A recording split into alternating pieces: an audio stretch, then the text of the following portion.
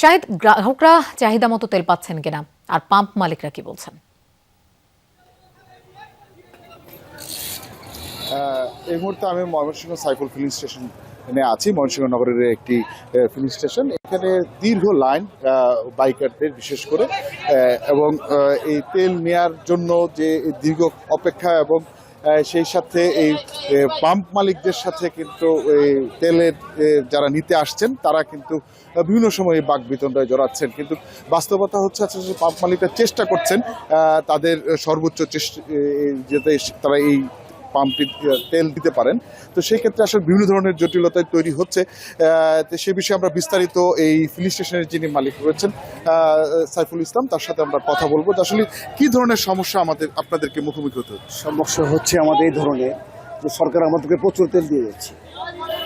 এক সময় আমি 18,000 করে তেল পাই, কিন্তু যখন দিতে চাই 15,000 16,000 তেল শেষ হওয়ার পর আমাকে পাম্প বন্ধ করতে দেয় না। এখানে জটিলতার সৃষ্টি করে, রোড বন্ধ করে দেয়। পুলিশ প্রশাসন যেভাবে সহযোগিতা করতেছে আমাকে, জেলা প্রশাসন সহ মাননীয় এমপি মহোদয়, মেয়র মহোদয়, এদের কথা বলে আমি কোনো রকম এখান থেকে রেহাই পাচ্ছি। যারা একবার নিয়ে যাচ্ছে বারবার চলে আসছে এখানে, ক্যাশের গালি দিয়ে একই কাজ করতেছে। এই জন্য আমরা আমাদের স্টাফগুলি না খেয়ে 12 ঘন্টা 14 ঘন্টা এক নাগার তেল দিতে হয়। আজকে আমরা এই পুলিশের প্রশাসনের, জেলা প্রশাসনের সহায়তায় আজকে আমরা শৃঙ্খলাভাবে তেল দিতে পারছি। এই অবস্থা আসলে এই জটিলতাটা কেন সৃষ্টি হচ্ছে যে বারবার তারা তেল নিতে চাচ্ছে, যারা মোটরসাইকেল আরোহী আছেন তাদের আসলে এই হঠাৎ করে এই যে তেলের যে চাহিদা বৃদ্ধি পাওয়া, যে আপনি আগে মাসে আপনি কত লিটার বিক্রি করতেন, এখন হয়তো বা দিনে বা এক সপ্তাহে কত বিক্রি করছেন? আমি প্রতি সপ্তাহে আগে 28,000 থেকে 30,000 লিটার তেল বিক্রি করতাম। এখন যদি আমি 24 ঘন্টা পাম্পটা খোলা রাখি 30,000 লিটারই চলে যাবে। এই গাড়িগুলি আমরা নিয়ন্ত্রণ করতে পারতেছি না। এখানে যদি কোনো পুলিশ প্রশাসন থেকে গাড়ির কাগজপত্র চেক করে যদি এখানে একটু করা হয় তাহলে এটা আমাদের জন্য সুবিধা হয়।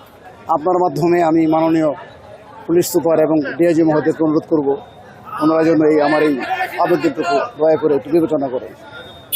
অর্থাৎ যারা তেল নিতে চাচ্ছেন বা আসছেন, যে আমিও দেখেছি যে কিছু কিছু মোটরসাইকেল আছে যে যাদের ইতিমধ্যে তাদের তেল আছে ট্যাঙ্কিতে, তারপরেও তারা বাড়তি তেল তারা নিতে চাচ্ছেন।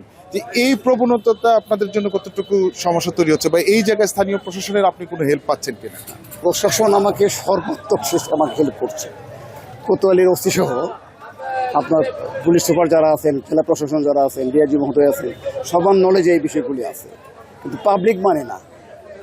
পাবলিকগুলি এসে যখন আমরা বলি তেল শেষ বা নাই, তখনই তারা ক্ষিপ্ত হয়ে যায়।